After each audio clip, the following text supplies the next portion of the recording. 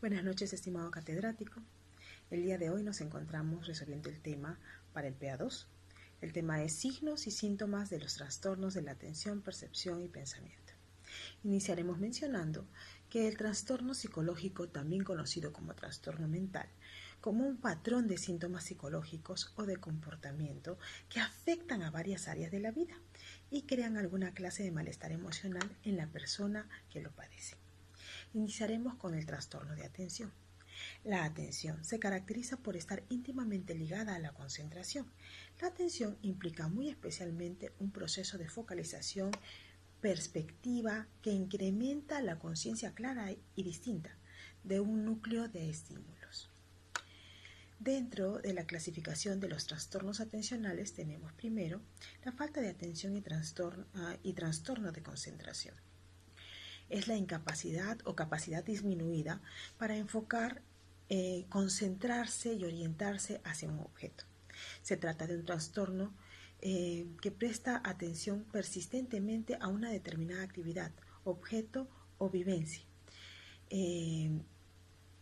Lleva consigo una intensa distraibilidad y falta de concentración.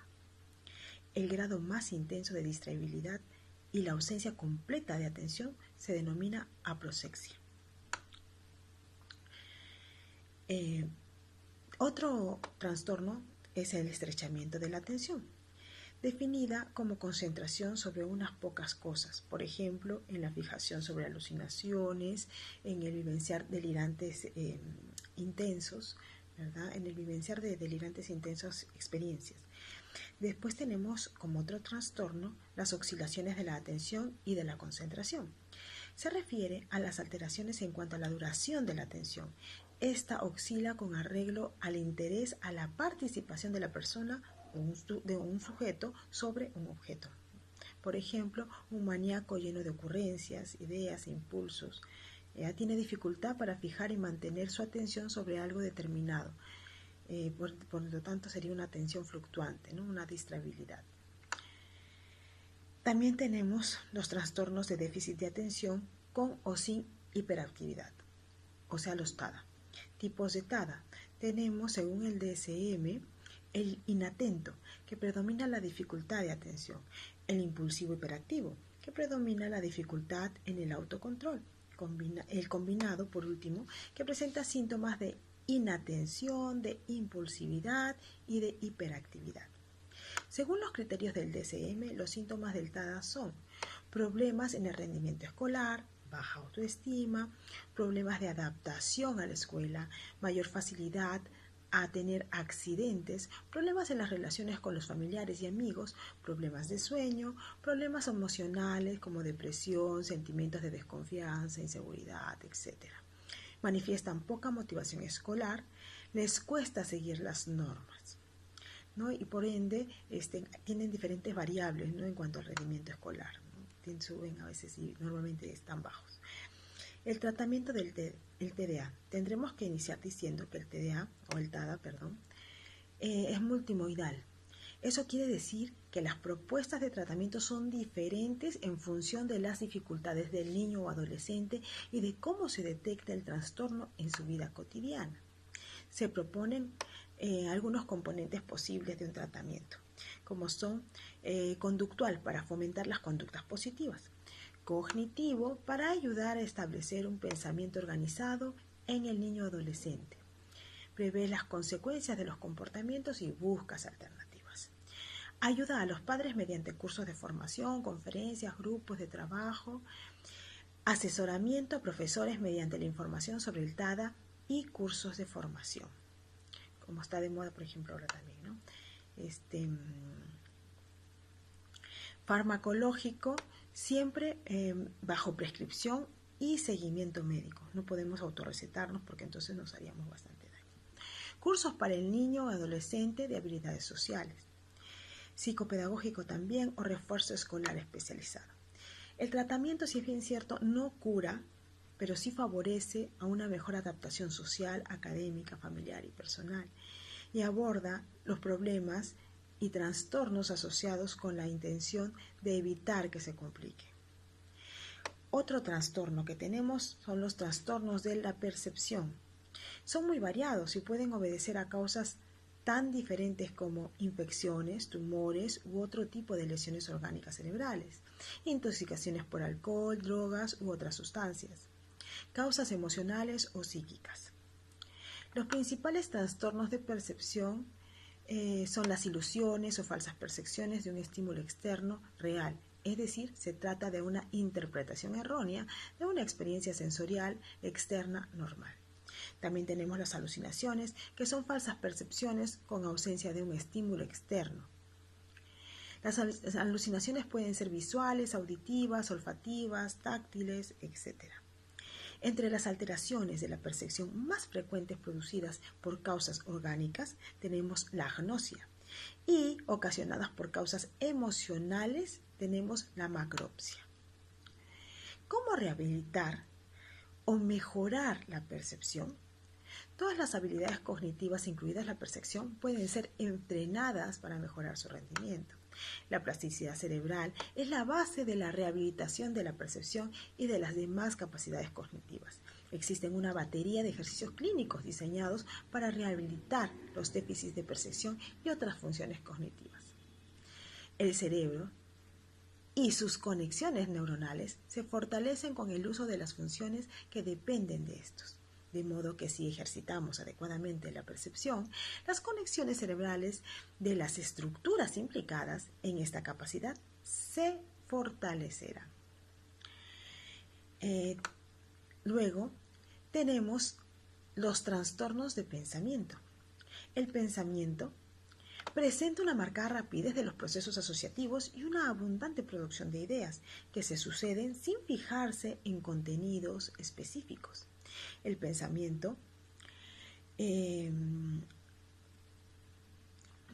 se vuelve ineficaz, esa es la palabra, desde el punto de vista comunicativo.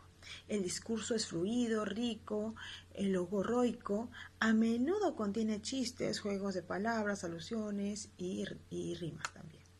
Su máxima expresión patológica es el fenómeno de la fuga de ideas, donde los contenidos de las ideas se suceden a gran velocidad y mutabilidad, relacionándose entre sí de una manera del todo superficial, a través de asociaciones rápidas basadas en la similitud fonética de contenidos, rimas, etc.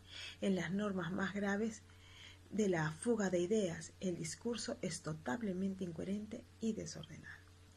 Tenemos también el pensamiento acelerado, que se produce por miedo, tensión y en condiciones psicopatológicas en la intoxicación de drogas, alcohol, en condiciones funcionales de excitación, el estado maníaco y hipomaníaco. También hay estados disociativos, dentro de esos, ¿no?, de tipo esquizofrénicos realmente.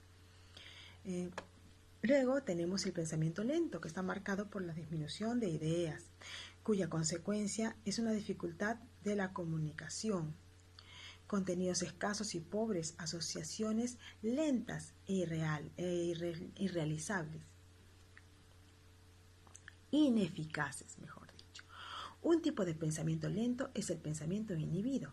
En el pensamiento inhibido, las ideas proceden con dificultad, son como frenadas, irregulares, aunque el individuo parezca enfocarse para superar este obstáculo.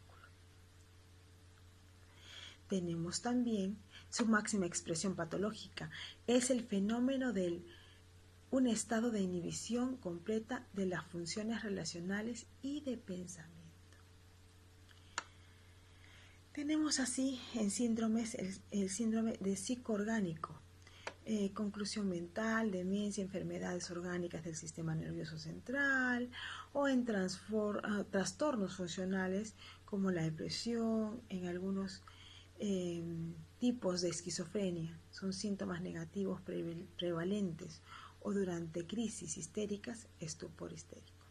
Bueno, el pensamiento pobre es un pensamiento reducido en cantidad y calidad. También tenemos el pensamiento analógico. Por lo general, el individuo no habla de forma espontánea, solo responde cuando se le presenta algo, con fases muy breves y sencillas. Su máxima expresión es el pensamiento analógico de la esquizofrenia. El pensamiento pobre se puede encontrar en condiciones psicopatológicas, como por ejemplo en la delincuencia mental, el deterioro mental de daños cerebral, demencia, síndromes funcionales tales como en los procesos de la esquizofrenia son síntomas predominantemente negativos. Pensamiento pródigo, tortuoso, lento, indirecto, con la indiferencia de ideas secundarias. Es un tipo de pensamiento que alcanza su objetivo conceptual de manera tortuosa, lenta, indirecta, como ya habíamos mencionado antes, ¿no? Interrumpe la eficacia comunicativa del hielo del discurso. Pero finalmente también tenemos el pensamiento prolijo. Es típico de las enfermedades orgánicas, lesiones cerebrales, oligofrenia, epilepsia, ¿ya? Y son pensamientos discontinuos, pensamiento limitado, pensamiento concreto, pensamiento desorganizado, pensamiento incoherente y pensamiento circunstancial. También tenemos el pensamiento disociativo, que es paradójico con los fenómenos de fusión, hiperinclusión, tangenciabilidad y logicidad también, ¿no? Y tenemos por último el pensamiento dominante, idea prevalente, idea obsesiva compulsiva, idea obsesiva fóbica, idea obsesiva impulsiva, idea obsesiva compulsiva. Bueno, para concluir, solamente nos queda agradecer la presencia de la psicopatología en nuestras vidas. Gracias a ella podemos, y al psicoanálisis, podemos ingresar al interior de las personas, ¿no? Y tratar de equilibrar y mejorar su calidad de vida. Dado el caso, a través de fármacos y si no, pues de terapias, ¿no? Ambas muy respetables. Y bueno, eso es todo lo que tengo que compartir. Muchas gracias. Buenas noches.